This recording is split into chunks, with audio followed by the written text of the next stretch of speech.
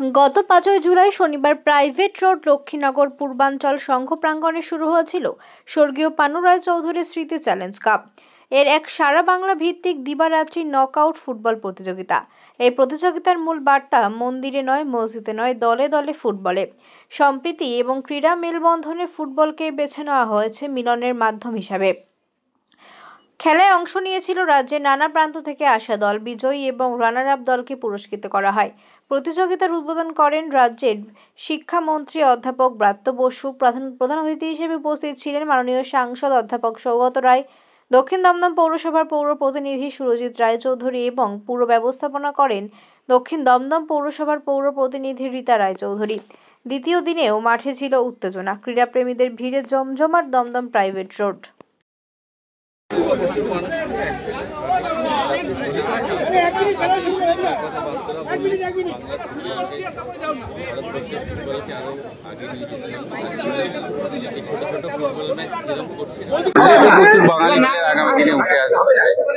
কোথাও কি একটা মনে হয় না এটা আমি আগেও তোমাকে বলেছিলাম এবং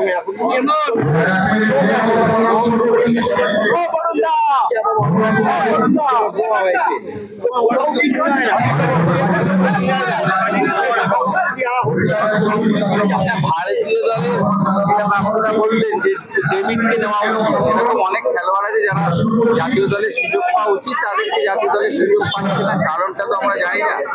এবার এটা অল ইন্ডিয়া ফুটবল ফেডারেশনের ভেবে দেখা উচিত। বেশিরভাগ যখন ভারতবর্ষের ফুটবলের র্যাঙ্কিং ভালো ছিল, কার্তিক দাস, সমরেশ চৌধুরী, প্রসূন ব্যানার্জি মতো খেলোয়াড়রা ভারতীয় দলে তখন ছিলেন। কিন্তু বাঙালি প্লেয়ার বেশি থাকলে ভারতবর্ষের ফুটবলের পক্ষে ভালো। এরকম আইএসএল যেমন খেলা হচ্ছে, আইএসএলও দেখা যাচ্ছে বাংলার ফুটবল কম করছে, বাংলার ফুটবলাররা নেই।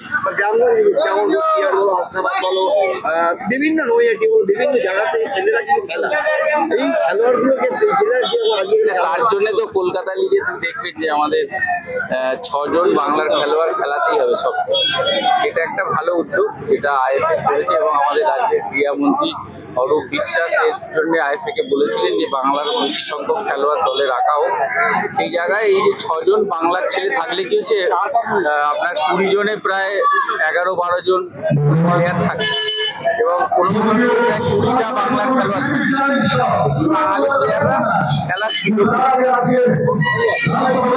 না, আমাদের পাড়া ফুটবলটা জনপ্রিয়, আর যার নামে এই খেলা হচ্ছে তিনি বাংলার এমন কোনো মাঠ নেই যে ফুটবল খেলেন। আমি তার ভাই হিসাবে নিজেকে গর্ববোধ করি। আমার পরিচয় রাজনৈতিক পরিচয়ের থেকে আমার বড় পরিচয়, আমি পানুদার ভাই। অতএব দাদার আমি দাদার কথাটা মনে রেখে নতুন প্রজন্ম তারা তো পানু রায় চৌধুরীর খেলা দেখেনি, মেসির খেলা দেখেছে, রোনাল্ডোর খেলা দেখেছে। পাড়ায় পাড়ায় সেই সময় এরকম অনেক দামি দামি প্লেয়ার ছিল যারা যথোপযুক্ত জায়গা বা সম্মান পায়নি। আর তখন খেললে এত রোজগার পাওয়া হতো না। এখন যেমন খেললে রোজগার হয়, তখন সবাই ভালোবেসে খেলত। রাজনীতি যেমন আগে সবাই ভালোবেসে করতো, অপেশাদারিত্ব ব্যাপার ছিল, সেটাই আর কিছু। কতজন একসময় এই মাঠ থেকে অনেক ভালো খেলোয়াড় বেরিয়েছে। এই মাঠে ভাস্কর গাঙ্গুলি, মনোরঞ্জন ভট্ট সবাই খেলে গেছে। এবারে কি আপনার ট্যালেন্ট হান্ট মানে এরকম প্রতিভাকে তুলে আনার কি আপনার সেরকম কাজ কিছু আছে? দায়িত্ব আবার কি, আমি তো চাইবো ফুটবল সব মাঠে খেলা। দুঃখ লাগে, কষ্ট লাগে, মাননীয় মুখ্যমন্ত্রী ক্লাবগুলোকে এত সাহায্য করেন, কিন্তু মাঠে আজকাল ফুটবল মাঠে তাস খেলা হয়, তখন বুকে বড্ড যন্ত্রণা। কতগুলো টিম অংশগ্রহণ করছে এবং কিভাবে বাছাই করা হয়েছে যদি বলেন? না, আমরা বিজ্ঞাপন দিয়েছিলাম সারা বাংলাব্যাপী, এখান থেকে 16টা। স্যার, ফুটবল একটা গোল, তো যুব সমাজকে আপনি এই ফুটবলের মধ্যে কি গোল জীবনের আর কি বার্তা দিতে চান সেটা যদি? আমি একটাই কথা বলবো, যে পৃথিবীতে যখন এসেছে তাহলে বলেছিলেন যে এমন কোনো একটা কাজ করে যাও তাহলে একটা দাগ কেটে যায়। আমার মনে হয় সমাজে ফুটবল খেলে একটা দাগ কাটবে। নান্দনিক দমদম, সাংস্কৃতিক দমদম, একটু আগে তার রূপকার ব্রাত্য বসু খুব না, উনি আমাদের নেতা, উনি খেলাধুলা সম্পর্কে অনেক বেশি জানেন। অনেক ওনার মুখস্থ ডিকশনারি, উনি হলো ফুটবলের ডিকশনারি।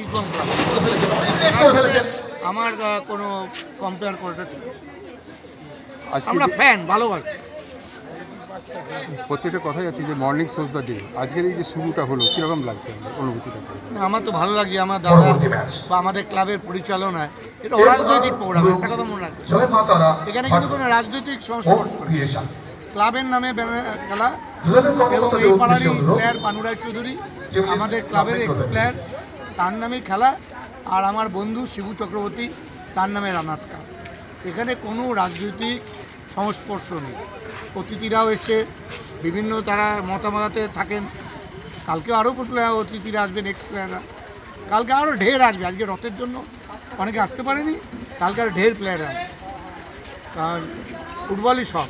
সেলিব্রিটি আমি সেলিব্রিটিতে বিশ্বাসী না, তো আমি মাঠের লোককে বিশ্বাস করি। অনেক ধন্যবাদ।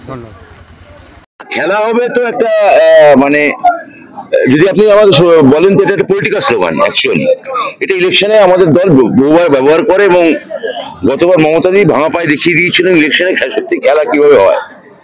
তো আমি সেই নির্বাচন বা রাজনীতি ওইখানে যেতে চাইছি না। আমি বলতে চাইছি যে খেলা হবে, এটা আমার এখানে কাউন্সিলর সুরজিৎ চৌধুরী স্লোগানটা দিয়েছেন পলিটিক্যাল উদ্দেশ্যেই দিয়েছে, কিন্তু উদ্দেশ্যটা খেলাই। এখানে খেলা হচ্ছে, তার প্রয়াত দাদার নামে একটা টুর্নামেন্ট করেছেন, সেখানে এই সমরেশ চৌধুরী, কার্তিক শেঠ, দীপেন্দু বিশ্বাসের মতো আমাদের ভারতীয় খুব নামকরা বিখ্যাত কিংবদন্তি ফুটবলাররা এখানে আজকে এসছেন।